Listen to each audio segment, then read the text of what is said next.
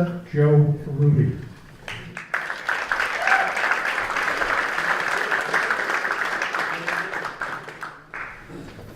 Now it gets a little Hi there. Well, my story starts with the fact that I grew up in White Plains, in the White Plains, New York Unitarian Church. My mother was a dedicated atheist. My father was a mamby-pamby kind of an agnostic, and so the Unitarian Church suited him very well. Mom was a Sunday school teacher, and so when Mom and Dad retired and they went down to Sarasota, Florida, they of course joined the Sarasota Unitarian Church. And so when Mom passed away about 14 years ago, she was cremated and her ashes were interred in the beautiful memorial garden at the church in Sarasota. Dad stayed up in Pennsylvania and lived for a number of years in a retirement community, and he started to decline, and he got worse and worse, and finally moved down to Maryland to be near my sister in a nursing home, and in the long run he passed away last March. And because he had had such a long decline and he had moved, there really was nobody to invite to a memorial service, and so we didn't have one. We just took his ashes down to Florida and we interred them next to Mom's. And we said some words, and I felt awfully empty. And I thought, I really want to do something more than this. I want to remember Dad in some way. So I just put out a little call to friends and family saying, it's like a positive memory of Dad, anything that you can remember. And people wrote back some very nice notes. Your dad was such a nice guy, he was such a great storyteller. And they all added one word at the end of their little story, Snoopy. Now you may think that means, he really loved Charles Schulz. He did. But actually, the story of Snoopy is a much more complicated story than that, and it's one that I'm going to tell you tonight. So the story begins like this. So Mom and Dad got married in 1958, and sometime around 1959, they moved out to the suburbs of New York.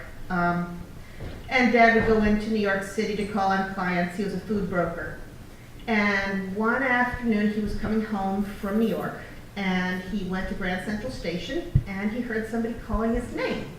And he's saying, Len. He turned around, didn't see anybody. This is Dad. He tells this story. So, Len. He turns around again, doesn't see anybody, but he sees a shop window. So he walks up to the shop window, and there in the shop window is a rubber Snoopy. Now, you guys may have seen one of these Snoopies. He's sitting there upright, and there's a little hole in his rear end. He's made out of rubber, and he goes, that's the Snoopy he saw. So he walks into the store, buys 6 of these Snoopies, and brings them home. That's the story. I don't know exactly what my mom said, but I can tell you that by the time that I was born, and I was the first baby, so this is 1960, so I'm going to say maybe a year later, Snoop was already pretty much everywhere. And here is adorable baby me on my blanket. Right, so here we have, so now a year has passed, and this is a photograph that came not from my family album, but from my aunt and uncle and cousin's album. Apparently, Snoop was now at the top of the food chain. And he was no longer Snoopy, now he was Snooping J-Dog, and he was important enough that my cousins, who were actually good at building things, unlike my dad, created this special little pedestal for him. They took this photograph, and they gave it a special caption because it was the official photograph of Snooping J-Dog from 1961. Now, I haven't seen any from 60 or 62. I haven't seen any like that, but I've seen many similar kinds of things, so you know that he was of significance. Now, Snoop pretty much went with us everywhere, and I have a number of photographs like this that look very much like, isn't that cute? She's got her cute little toy with her. But as you can see, that was not mine. Nor was that a toy, that was Snoop, and Snoop came with us pretty much everywhere. This was when we went down to Washington to visit Dad's old college buddy, and of course Snoop came along. And I want you to notice, if you can see, just a little bit, you can see that Snoop is wearing a cape. And you can kind of see that in that photograph. By that time, my mother was making cakes for Snoop. She knitted them, or she would cut them out. She was not a good seamstress, but she would make like little S's, you know, on the back. And he had a number of them, but there were lightweight and heavy duty cakes. The lightweight and the heavy because he would change with the seasons, with the planting of tomatoes and harvesting of tomatoes. So that was why he needed the capes and why he needed more than one. Now, here you see, I'm about the same age, maybe a little bit older, and you see I'm chewing on Snoop's nose. And you may think to yourself, why in the world would they let her chew on the nose of such a very important person? And the reason, as you recall, there was not one Snoop, there were 6, right? So I was the oldest of 3, and by the time, you know, all of us got through our teething, there was quite a lot of nose chewing going on.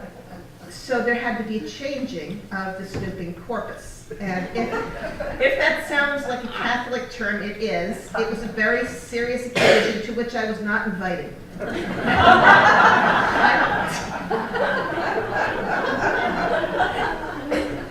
Mom and Dad would invite their oldest friends to come and stay, like from Long Island and from various other parts of the country. They'd come and they'd stay the night, and they would have a ceremony. And I would occasionally try to peek, and I was told very clearly that this was for adults only. I have absolutely no idea what happened.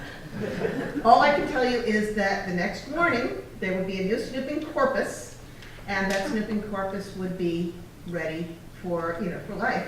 And I have no idea whatever happened to the old corpus is not a clue. But it was a big deal. Now, this is my mom. It's not a great picture of Mom. She was a lot better than that. But this was a picture taken in honor of her cheese souffle, which was a remarkable, wonderful dish. And as you can see, Snoop, of course, is sitting there next to her at the table. The fact that he was sitting at the table is not remarkable in any way. He sat at our table every single night. He started dinner with Dad. Dad sat at the head of the table. He would take Snoop before anybody ate. We would all be served. He would take Snoop. And then he would take Snoop and fling him across the table to my mother, who never missed, ever. And she would catch him. And Snoop would make the rounds, getting the best of everybody's food before anybody was allowed to eat. No matter who was there. It didn't matter who was visiting or who was there. And he would have the best, but oddly, for reasons that are unclear to me, he never drank alcohol or caffeine, which was weird because my parents really loved alcohol and caffeine. So in any case, the manifestations of Snoop grew in the real world. Year by year, more and more things would happen. And so, you know, as we were small children, we would have, and particularly me, we would wake up in the morning and we would talk about what we had done in Snoop's world, because he was not just Snoop. He was the Rex of the Schmear. He was Snooping J-Dog, King of Pleasantland. And Pleasantland was a place we would go at night, and we would wake up in the morning and we would talk about it. And of course, we'd make it up as we would go along, and we'd sort of say, boy, was that a great party in Pleasantland last night. Boy, that was terrific. The snooping angels were great. They were angels, yes, even though my mother was a devout atheist. But did you see the one who came in late? He was, did you see how Snoop looked at him? Boy, was he embarrassed. I think he played a bad note. And then we would talk about who would come to the party. Now, as little by little, Mom and Dad would add pieces to the story. So at one point, somehow or another, 100-acre wood got added to Pleasantland. And you may remember the 100-acre wood is where Pooh Bear lived. But in Pleasantland, it was not where Pooh Bear lived. It was where Pine J. Cone lived. This is not Pine J. Cone. This is Pine J. Pine J. Cone had a great many children.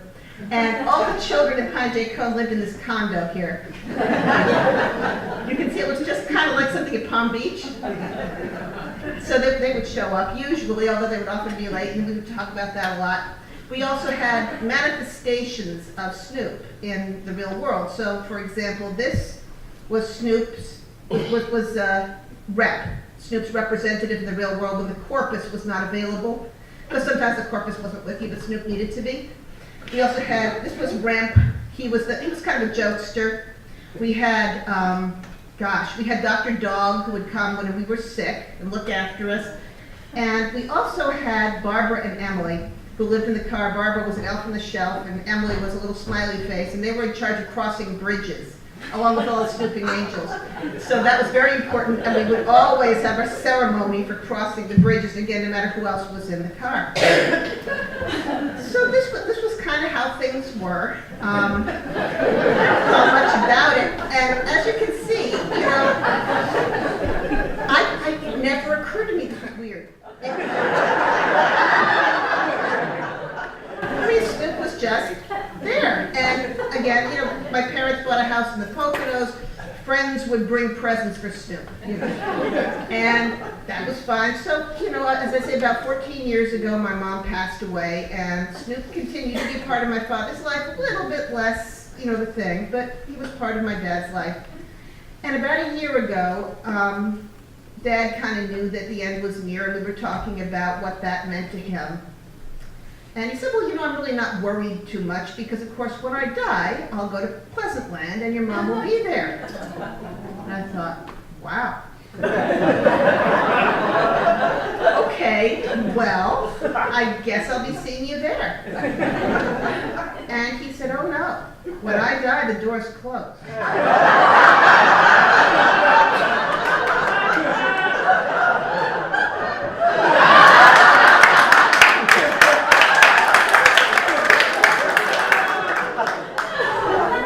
So Dad died.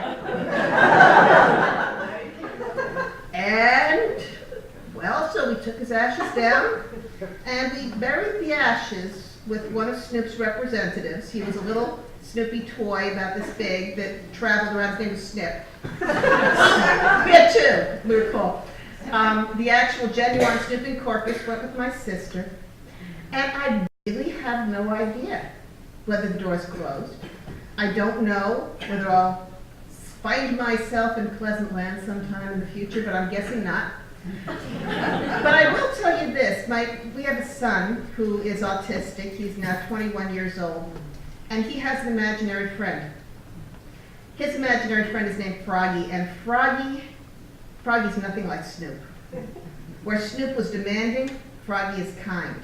And where Snoop wanted everything to be all about him, Froggy makes it all about everybody else. And I kind of like to think that maybe he's kind of a legacy. Thank you.